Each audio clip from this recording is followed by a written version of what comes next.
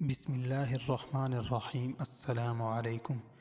یہ تحریر مردوں اور عورتوں کے لیے یکساں اہم ہے۔ ہمارے قریب کے دیہات کا ایک واقعہ ہے۔ ایک نوجوان جس کی تعلیم بھی نہیں تھی اور شکل بھی عام سی تھی، یعنی شکل بھی عام سی، عقل بھی عام سی، اور تعلیم بھی نہیں تھی۔ اس کی ایک خوبصورت کزن تھی۔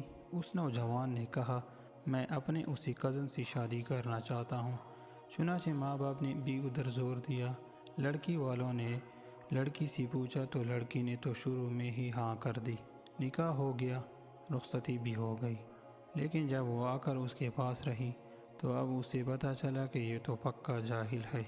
وہ سوچ میں پڑ گئی کہ نہ عقل نہ شکل، زندگی کیسی گزرے گی۔ چنانچہ اس لڑکی نے دل ہی دل میں اس نوجوان کو ناپسند کرنا شروع کر دیا، مگر خاموش رہی۔ شادی کے 3-4 دن بعد عام طور پر دلہن اپنے ماں باپ کے گھر جاتی ہے، یہ لڑکی بھی گھر چلی گئی۔ اس کے دل میں یہ بات تھی کہ اب وہ دوبارہ اس گھر میں کبھی نہ آؤ تو زیادہ اچھی بات ہوگی، مگر اسے ماں باپ کے سامنے بات کرنے کی جرت نہیں ہو رہی تھی، کیونکہ ایک تو قریب کا رشتہ تھا اور دوسرا شروع میں ہاں بھی کر چکی تھی۔ انہیں ایک گاؤں سے دوسرے گاؤں جانا تھا۔ راستے میں اس نے خاوند سے کہا، مجھے پیاس لگی ہے۔ قریب ہی ایک کنواں تھا۔ خاوند نے جا کر ایک طرف گٹکڑی رکھی اور کنویں سے ڈول کے ذریعے پانی بھرنے لگا۔ بیوی کے دل میں شیطان نے ایسی بات ڈالی کہ اس نے پیچھے سے اپنے خاوند کو کنویں میں دھکا دے دیا۔ جب دھکا دیا تو خاوند کنویں میں جا گرا۔ اس نے دل میں سوچا کہ اب یہ مر جائے گا اور ہمیشہ کے لیے اس سے جان چھوٹ جائے گی۔ اب وہ واپس ماں باپ کے گھر چلی گئی۔ اس نے ان کے پاس جا کر عورتوں والا مکر کیا۔ عورتیں مکر میں تو مشہور ہوتی ہیں، جیسے اخوان یوسف نے مکر کیا تھا ویسے ہی اس نے بھی مکر کیا۔ وہ روتی ہوئی گھر پہنچی۔ ماں باپ نے پوچھا کہ کیا ہوا؟ خاوند مجھے بٹھا کر کہیں چلا گیا، میں اتنی دیر تک اس کا انتظار کرتی رہی، میں اکیلی تھی، مجھے ڈر لگنے لگا، کوئی غیر مرد آ جاتا تو میرا کیا ہوتا؟ مجھے جان کا خطرہ تھا اور عزت کا بھی خطرہ تھا۔ وہ تو بڑا ہے، بے پرواہ سا آدمی ہے، اس لیے میں واپس آ گئی۔ یہ سن کر ماں باپ کو بھی بڑا غصہ آیا۔ اس نے ہماری بیٹی کو اس طرح لاوارث چھوڑ دیا اور خود کہیں چلا گیا، یہ ایسا بے وقوف انسان ہے۔